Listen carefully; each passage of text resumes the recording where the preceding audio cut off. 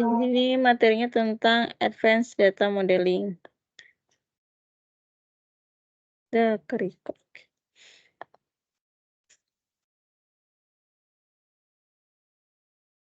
Ini akan bikin model data IRD lagi, tapi lebih advance itu, lebih kompleks lagi. Jadi ada super type dan ada subtype-nya. Nah, kalian masih ingat nggak dulu tuh kita belajar subclass sama superclass kan? Masih ingat nggak? Parent and child ya, Bu. Apa? Parent and child. Ya, itu benar sekali. Nah, di sini juga ada namanya subtype dan supertype tapi namanya. Subtype itu subkelompok entitas dalam jenis entitas yang berarti bagi organisasi dan yang berbagi atribut umum atau hubungan yang berbeda dari subkelompok lainnya. Supertype yaitu jenis entitas generik yang memiliki hubungan dengan satu atau beberapa subtype. Jadi hampir sama kayak superclass dan superclass. Kayak misalnya mahasiswa adalah jenis entitas di universitas. Nah, dia tuh punya 2 subtype. Mahasiswa adalah misalnya ada mahasiswa pascasarjana dan mahasiswa sarjana. Jadi mahasiswanya sebagai supertype, mahasiswa pascasarjana dan mahasiswa sarjana sebagai subtype-nya. Gitu.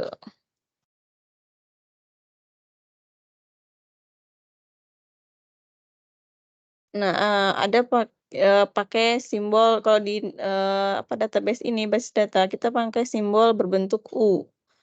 Pada setiap baris yang akan menghubungkan subtype ke lingkaran, menekankan bahwa subtype-nya adalah supertype dari supertype-nya. Jadi subtype yaitu enggak kelihatan ya kursornya. Sebentar, kursornya pakai yang ini. Nah, jadi ini ada kalian kan lihat ya, ada bentuk U di sini kan? Ini kursornya kelihatan kan? Iya, Bu, kelihatan. Nah, di sini ada bentuk U-nya. Jadi bentuk U-nya ini menghubungkan subtype, terus dia kan mengarah ke supertype-nya. Jadi ini supertype-nya. Jadi subtype bentuk U terus mengarah ke supertype-nya. Kayak gitu. Oh, ini opsional karena makna dan arah hubungan supertype dan subtype biasanya jelas. Jadi ya ada yang mau pakai huruf U ini, ada yang enggak. Jadi biar memperjelas aja yang mana subtype, yang mana supertype gitu. Atribut yang dimiliki bersama oleh semua entitas, termasuk pengidentifikasian, dikaitkan dengan supertype. Atribut yang unik untuk subtype tertentu terkait dengan subtype itu. Hal yang sama berlaku untuk relationship. Jadi ini hubungan antara supertype dan subtype. Mau kalian pakai notasi U atau enggak juga enggak apa-apa, enggak masalah. Opsional dia. Contohnya lagi ini misalnya ada pasien, terus ada pasien rawat jalan dan pasien rawat inap. Nah, pasien ini punya pasien ID, terus nanti kan juga masing-masing punya pasien ID, jadi dia bisa pakai atributnya. Jadi atribut pasien ID ini berlaku untuk di pasien rawat jalan dan pasien rawat inap gitu. Properti di mana entitas subtype mewarisi nilai semua atribut dan instance dari semua hubungan supertype mereka. Ini disebut pewarisan atribut. Jadi sama kayak waktu kita belajar PBO. Nah, di situ kan ada pewarisan juga. Nah, ini juga mewarisi atributnya. Jadi yang supertype mewarisi atributnya ke subtype-nya gitu. Paham? Paham, Bu. Paham, Bu. Lutfi mau nanya? Enggak, Bu, kepencet. Oke. Oke, kapan menggunakan hubungan supertype dan subtype kalau ada atribut yang berlaku untuk beberapa tapi tidak semua. Contohnya dari jenis entitas. Contoh subtype berpartisipasi dalam hubungan yang unik untuk subtype tersebut. Jadi kalau kita mau punya entitas lain tapi atributnya pakai supertype-nya gitu. Nah, Lebih jelasnya ada namanya generalization dan specialization. Ini juga kita pernah pelajarin kan. Ada generalisasi sama spesialisasi. Terus generalisasi ini mendefinisikan jenis entitas yang lebih umum dari satu set jenis entitas yang lebih khusus. Sama kayak dulu juga kayak gini, proses bottom up. Spesialisasi proses mendefinisikan satu atau lebih subtype, supertype, dan membentuk hubungan supertype, subtype. Spesialisasi adalah proses top down, kebalikan langsung dari generalisasi. Jadi generalisasi kayak jadi membentuk lebih umum, kalau spesialisasi jadi lebih khusus. Dulu kan juga kayak gini. Spesialisasi dan generalisasi keduanya merupakan teknik berharga untuk mengembangkan hubungan supertype dan subtype. Sampai sini paham nggak? Paham? Paham, Ibu. Oke. Masuk ke completeness constraint. Jadi completeness constraint ini menjawab pertanyaan apakah sebuah instance dari supertype juga harus menjadi anggota dari setidaknya satu subtype. Nah, completeness constraint itu ada dua aturan, ada spesialisasi total dan ada spesialisasi parsial. Dia ada sebagian doang, ada total. Kalau yang total ini menetapkan bahwa setiap entitas turunannya supertype harus menjadi anggota dari beberapa subtype dalam hubungan. Kalau yang parsial ini menetapkan bahwa instan entitas supertype diizinkan untuk tidak termasuk dalam subtype apapun. Jadi kalau yang total itu wajib gitu jadi anggota dari beberapa subtype. Kalau yang parsial itu nggak wajib gitu. Jadi misalnya ini yang total nih. Jadi kalau total constraint ini completeness constraint yang total yang ini, jadi total spesialisasi namanya. Dia punya 2 garis. Jadi dari dari supertype ke subtype itu di sini ada 2 garis. Ini kalau yang parsial ini cuma ada 1 garis. Bedain ya. Jadi ada 2 garis sama 1 garis. Kalau yang total ini dia itu berarti si pasiennya harus jadi anggota dari pasien rawat inap atau pasien rawat jalan gitu. Jadi pasiennya itu antara 2 gitu, pasien rawat jalan atau rawat inap. Jadi harus di antara salah satu ini gitu, wajib gitu. Kalau misalnya dia cuma 1 doang garisnya di sini, berarti dia nggak harus jadi pasien rawat jalan atau rawat inap gitu. Ini kan kalau misalnya vehicle, ya kendaraan gitu kan dia cuma parsial. Nah ini nggak wajib jadi anggota subtype car atau truck. Jadi nggak harus jadi car atau truck gitu. Nih, jadi dia bisa jadi mobil atau jadi truk ataupun nggak jadi keduanya ini gitu. Paham?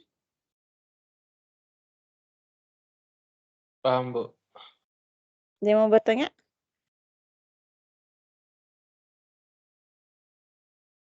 Ya, oke lanjut.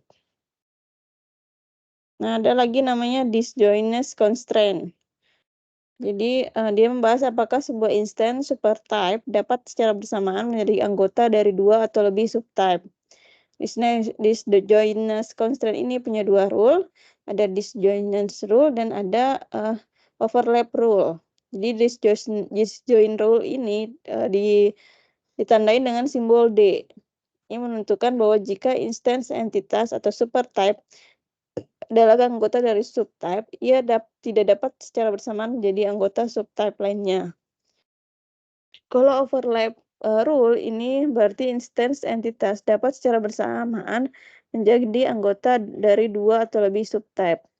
Jadi kalau disjoint rule dia cuma bisa jadi 1 doang, jadi nggak bisa secara bersamaan menjadi anggota subtype lainnya. Kalau yang overlap dia bisa secara bersamaan menjadi anggota dari 2 atau lebih subtype. Jadi overlap rule ini constraint menerangkan bahwa subclass dari spesialisasi tidak saling disjoint. Artinya entity mungkin anggota lebih dari satu subclass. Nah, contohnya ini. Jadi ini D ini disjoint rule. Jadi pasien dapat jadi pasien rawat jalan ataupun pasien rawat inap, atau tidak keduanya dalam waktu yang bersamaan. Tidak boleh keduanya gitu. Jadi dia nggak boleh jadi pasien rawat jalan dan nggak boleh langsung jadi pasien rawat inap gitu. Harus salah satu maksudnya di sini. Jadi nggak bisa langsung dua-duanya gitu. Sedangkan, yang overlap rule, nah si part bisa jadi dia, menjadi manufacture part atau purchase part gitu. Jadi bisa keduanya. Paham nggak? Paham, Bu. Iya. Jadi bedainnya di sini ada huruf D, di sini ada huruf O gitu. Nah ini, notasi spesialisasi lebih jelasnya. Jadi, parsial spesialisasi itu cuma satu garis. Nah, jadi dari employee dia, lebih spesifikin lagi menjadi sekretaris, teknisian, engineer gitu. Nah ini disjoint role, berarti dia, bisa dia salah satu dari ini gitu, nggak mungkin 2 gitu, nggak mungkin lebih dari 1. Dan karena dia U ini kan, udah pasti dia itu, subtype-nya yang ini, supertype-nya ini gitu. Sedangkan kalau misalnya total spesialisasi, ini ada 2 garis, dia disjoint juga nih. Sama dia bisa jadi, salaried employee atau hourly employee gitu. Nggak bisa dua-duanya, salah satu. Nah ini kalau contoh dari generalisasi, misalnya, ada entitas mobil sama truk gitu, car sama truk, ada masing-masing dia punya, license plate number, price, vehicle ID kan. Nih, jadi makanya digeneralisasi menjadi vehicle, di kendaraan. Jadi car, truk digeneralisasi menjadi kendaraan. Jadi car, dibagi lagi digeneralisasi menjadi kendaraan, truk juga digeneralisasi menjadi kendaraan. Nah, atribut yang sama dimasukin ke dalam, atributnya si vehicle, kayak gitu. Kalau yang tadi ini dispesialisasi, yang ini digeneralisasi. Sampai sini ada yang mau bertanya nggak?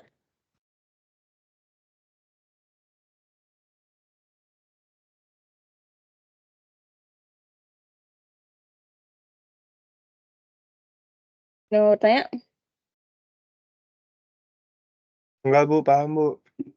Oke. Lanjut, subtype diskriminator. Subtype diskriminator adalah atribut supertype yang nilainya menentukan subtype atau subtype target. Mekanisme sederhana untuk mempertimbangkan masalah masukkan instansi baru dari subtype mana jika ada yang harus dimasukkan ketika ada hubungan supertype dan atau subtype. Disjoint subtype atau diskriminator itu ada total spesialisasi dan disjoint subtypes. Dengan demikian, ini employee ini setiap karyawan harus per jam digaji atau konsultan. Jadi dia tuh ini kan dia disjoint ya, nggak bisa lebih dari 1 mestinya. Nah dia, di sini total spesialisasi. Nah di sini dia, pakai atribut atau dikodekan gitu. Di atribut baru employee type telah ditambahkan ke supertype untuk berfungsi sebagai diskriminator type. Nah ini ada employee type, jadi dia nambahin atribut baru. Di sini yang namanya employee type. Nah, terus di sini dimasukin durasinya nanti employee type-nya mau apa, apakah H, S, atau C gitu. Jadi ketika seorang karyawan baru ditambahkan ke supertype, atribut ini dikodekan dengan salah satu dari 3 nilai sebagai H, atau S, atau C gitu. Tergantung pada kode ini, instansi kemudian ditetapkan ke subtype yang sesuai. Jadi, dia itu kan, employee ini ada hourly employee, salary employee, dan konsultan nih. Nah, ditambahin atribut employee type gitu. Jadi, kalau misalnya ada yang mau ditambahin sebagai kalau misalnya seorang karyawan baru ditambahkan ke super type, nah nanti dia misalnya ada karyawan baru nih mau ditambahin, nah dia tinggal dilihat employee type-nya apa, apakah dia H, S, atau C gitu maksudnya. Jadi dikasihin simbol lagi untuk, employee type-nya gitu di sini. Jadi dia kan harus salah satunya, nggak bisa 2. Nah, di sini ada, employee type-nya ditambahin. Biar lebih memudahkan, si employee-nya nanti masuk ke H atau S atau C gitu.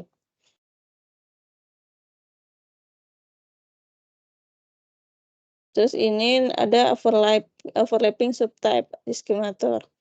Ketika subtype tumpang tindih, pendekatan yang sedikit dimodifikasi harus ditetapkan untuk diskriminator subtype. Contoh dari CC ini ditunjukkan pada yang ini, jadi ada untuk part dan subtype yang tumpang tindih. Jadi, part type, apakah dia manufaktur atau purchase. Nah, atribut baru bernama part type telah ditambahkan ke part. Tipe bagian dari atribut komposit dengan komponen yang diproduksi dan dibeli. Apakah dia masuk manufaktur part atau purchase part gitu. Masing-masing atribut adalah variabel boolean, jadi bisa pakai yes atau no. Jadi misalnya di sini ada 2 doang, nah bisa pakai yes atau no. Oh, enggak, di sini dia tuh nanya dulu dia apakah di manufaktur apa purchase gitu. Dia antara manufaktur atau purchase. Jika manufaktur only bisa ada 2 y terus di sini no gitu. Terus kalau misalnya purchase only, dia manufakturnya no, berarti purchase-nya y. Kalau dua-duanya bisa y sama y. Jadi kan overlapping kan bisa dua-duanya kan. Bisa, manufaktur atau purchase. Nah, itu dibuatin tabel kayak gini gitu.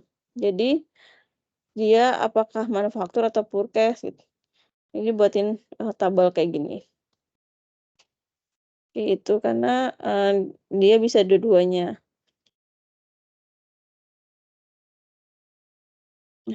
Paham nggak? Paham, Bu. Paham, Bu. Oke, lanjut ke supertype atau subtype hierarki. Mungkin untuk satu subtype dalam contoh-contoh ini untuk memiliki subtype lain yang definisikan di atasnya. Supertype atau subtype hierarki adalah susunan hierarki supertype dan subtype di mana setiap subtype hanya memiliki satu supertype. Nah, jadi setiap subtype itu hanya punya satu supertype. Dan subtype punya satu doang. Subtype-nya punya satu doang supertype-nya. Tuh. Lalu ada namanya entity clustering. Ya, itu cara yang berguna untuk menyajikan model data untuk organisasi yang besar dan kompleks. Cluster entitas ini sekumpulan satu atau lebih jenis entitas dan hubungan terkait yang dikelompokkan ke dalam satu jenis entitas abstrak. Karena cluster entitas berperilaku seperti jenis entitas, cluster entitas dan jenis entitas dapat dikelompokkan lebih lanjut untuk membentuk cluster entitas yang lebih tinggi. Entitas clustering adalah dekomposisi hierarki dari tampilan tingkat makro dari model data menjadi tampilan lebih halus dan lebih halus. Dan yang pada akhirnya menghasilkan model data yang lengkap dan terperinci. Jadi dia itu ngekelompokin entitas-entitas yang sejenis. Misalnya ini sales, sama-sama sales, ini jadi sales unit, terus ini customer, dia kan dibagi 2 jadi national customer atau regional customer, ini dikelompokin jadi customer. Terus ini kan, nah ini kalian bisa lihat selling unit kan jadi di sini selling unit, terus yang customer jadi di sini kayak gini. Terus misalnya produk line, masuk ke mana nih produk? Oh, ini produk line masuk ke material, use item berarti ya. Item, dia masuknya ke item, terus ada item sell. Jadi produk lain sama produk dia kelompokin jadi item. Kalau vendor, supplier, supply sama flow material ini dia kelompokin jadi material gitu. Nah, yang ini item sell, order sama order lain jadi item sell. Ya pokoknya dia ngekelompokin, yang sejenis gitu. Jadi biar lebih simpel kelihatan, diagramnya, tapi tetap ada ini, cuma ini dia nge-clustering lagi gitu. Udah. Habis ini ada yang mau bertanya?